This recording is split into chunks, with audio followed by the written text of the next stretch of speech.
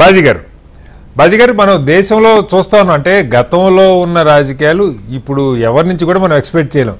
ఒకప్పుడు పివి గారు ప్రధానిగా ఉంటే అటల్ బిహారీ వాజ్పేయి గారిని ద్వైపాక్షిక చర్చలకి వేరే దేశాలు కూడా పంపించినటువంటి పరిస్థితి. సమర్థంగా మన వాయిస్ వినిపించగలుగుతారని. సో ఆ స్థాయి నాయకత్వం ఈరోజు ఏ పార్టీలో కూడా మనం ఒక పోలరైజ్డ్ పాలిటిక్స్ నడుస్తున్నటువంటి పరిస్థితి. అట్లాని సభలో సమయం చాకచక్యంగా తీసుకోవడం సాధ్యం కాదా అంటే, ఉదాహరణకి మీకు 2009-2014 మధ్యలో ఉమ్మడి రాష్ట్రం ఉన్నప్పుడు నాకు బాగా గుర్తు, అప్పుడు లోక్సత్తా నుంచి జయప్రకాష్ నారాయణ గారు ఒకళ్ళు ఉండేవాళ్ళు, బీజేపీ నుంచి కిషన్ రెడ్డి గారు అయితే ఇంకొక మిత్రులు ఉండేవాళ్ళు, ఇద్దరు ఉండేవాళ్ళు. అలాంటి సందర్భాల్లో కూడా కీలకమైన వాటి మీద జయప్రకాష్ గారు కానీ కిషన్ రెడ్డి గారైనా, అప్పుడు రాష్ట్రంలో కాంగ్రెస్ ప్రభుత్వం అధికారంలో ఉంది,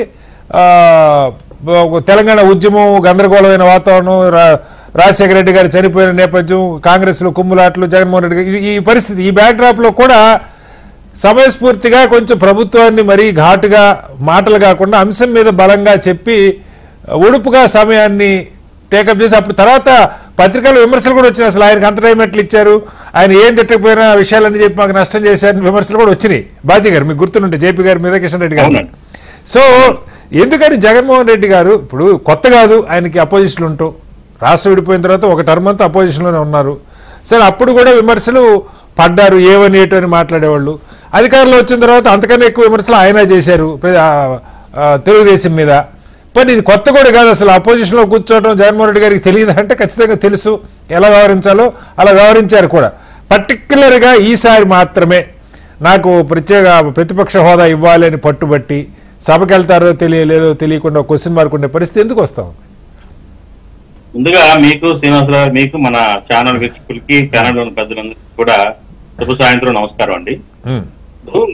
ప్రతిపక్ష హోదా అనేది ఎలిజిబిలిటీ లేదు, 10% మెంబర్షిప్ లేదు, లెజిస్లేచర్స్ లేరు కాబట్టి ఇవ్వట్లేదు అని టెక్నికల్ గా మరి ఏదైతే ప్రభుత్వం ఉందో ఆ టెక్నికల్ గా పాయింట్ తీసుకొస్తా ఉన్నారు. అయితే ఏంటంటే ప్రతిపక్ష హోదా ఉంటేనే అన్ని హంగులు, లేకపోతే ఒక ప్రతిపక్ష నాయకుడుగా ప్రజల్లో కానివ్వండి గుర్తింపు వస్తుందా? ఇప్పుడు మీరు ఇందా చెప్పినట్లుగా గతంలో ఉన్న రాజకీయాలు వేరండి. అప్పట్లో సిద్ధాంతాలు, విలువలు, తర్వాత సబ్జెక్ట్ నుండి ప్రజా సమస్యల మీద గళమెత్తే వాళ్ళకి ఎక్కువ టైం కూడా ఇచ్చేవాళ్ళు. ఇప్పుడు కూడా సార్ నిజంగా జెన్యూన్ గా మాట్లాడుతుంటే టైం ఇవ్వడానికి కూడా అవకాశం ఉంది. అదేనండి, సబ్జెక్టు మంచి సబ్జెక్ట్ తోటి ప్రజా సమస్యల్ని చక్కగా తీసుకొస్తున్నప్పుడు ప్రభుత్వాలు ఖచ్చితంగా, ప్రభుత్వంలో ఉన్న స్పీకర్ గారు ఇస్తారు, తప్పకుండా సమయం ఇస్తారు, ఆ రకమైన సబ్జెక్ట్ తో మాట్లాడగలిగితే.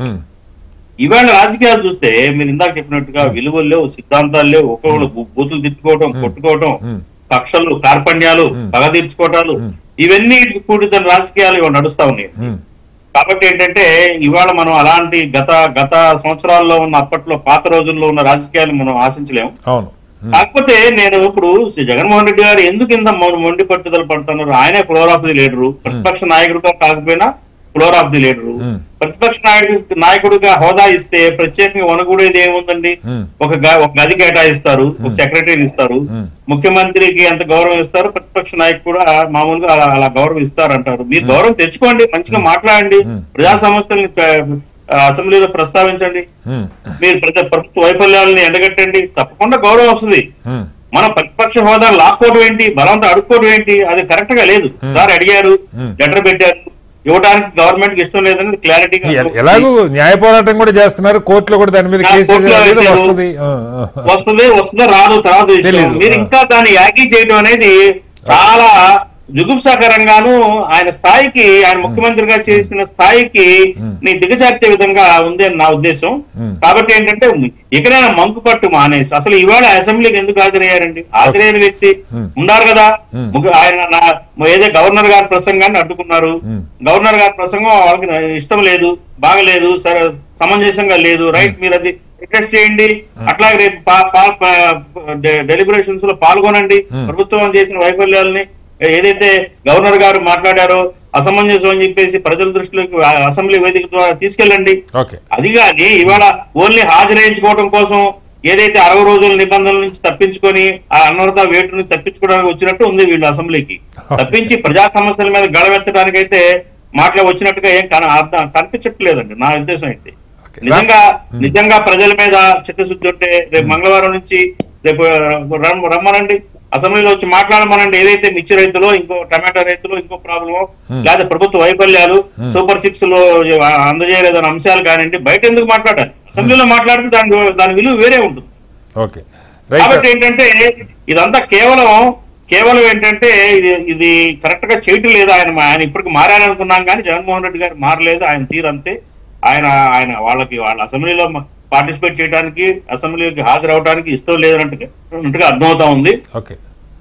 కాబట్టి ఏంటంటే ఇంకొక కోణంలో చూస్తే కనుక ఇవాళ ప్రభుత్వం గవర్నర్ గారు చదివిన పాఠ్యాంశం తెలుగుదేశం పార్టీ కరదెట్టికి లాగా చదివారు. మేనిఫెస్టోలో ఉన్న పొందుపరిచిన అంశాలు చదివారు. ఏదైతే సూపర్ 6 హామీలు, అత్యంత ప్రాధాన్యత కలిగిన హామీలు ఇచ్చి ఆయన ప్రభుత్వంలోకి వచ్చిన ప్రభుత్వం ఎప్పుడు హామీలు అమలు చేస్తుందనేది గవర్నర్ గారి నోటి వెంట రాలేదు. కేవలం ఒకే ఒక్క గ్యాస్ సిలిండర్ల అంశాన్ని మాత్రమే అది సాల్వ్ చేసుకోగలిగారు, అది నిలబెట్టుకున్నారు తప్ప మిగతా 5 అంశాలు కూడా మరుగున పడిపోయినాయి. దాని మీద గవర్నర్ గారు మాట్లాడలేదు. అట్లాగే రాష్ట్రంలో ఉన్న అనేక సమస్యలు ఉన్నాయి. ఆర్థిక పరిస్థితి ఉంది, అట్లాగే పోలవరం ప్రాజెక్టులు ఉన్నాయి, ప్రాజెక్టు యొక్క పరిస్థితి ఉంది. వాటి మీద ఏం మాట్లాడలేదు. చాలా సంక్షేమం చేసేసాము, అన్ని సంక్షేమ ఫలాలన్నీ ప్రజలకు అందుతున్నాయి అని చెప్పేసి అవాస్తవాలు మాట్లాడారు గవర్నర్ గారు. కాంగ్రెస్ పార్టీ నుంచి మేము తీవ్రంగా ఖండిస్తా ఉన్నాము. ఎందుకంటే వాస్తవాలు మా ప్రజలకు తీసుకెళ్ళి గవర్నర్ ఎంత ప్రభుత్వం తరపున మాట్లాడినా గానీ అన్ని అవాస్తవాలు మాట్లాడటం అనేది. గవర్నర్ గారి ప్రసంగాలు మనకి ప్రభుత్వం రాసిస్తే చూస్తారు, మనకు తెలిసిందే కదా సార్. ఎక్కడన్నా కావాలని ప్రభుత్వాన్ని ఇబ్బంది పెట్టాలని అనుకుంటే ఏదో బీజేపీ వ్యతిరేక ప్రభుత్వాలను రాష్ట్రాల్లో చదవరని మొండికేస్తున్నారు, కానీ మిగతా చోట్ల ఈ ప్రభుత్వం ఏదిస్తే చదవటమే కదా ఈ మధ్య కాలంలో చూస్తుంది. శ్రీనివాసరావు గారు, నేనేం చెప్తున్నానంటే మీరు వాస్తవాలు చెప్పండి. ఇప్పుడు పథకాలన్నీ అమలు జరిపేస్తున్నారు, సంక్షేమంలో బాగా అమలు అవుతున్నాయని చెప్పారు ఆయన. కావాలంటే చూడండి, వారి ప్రసంగంలో చూడండి. చూశాను. సంక్షేమంలో ఉన్నారు, చాలా సంతోషంగా ఉన్నారు, ప్రజలను మాట్లాడి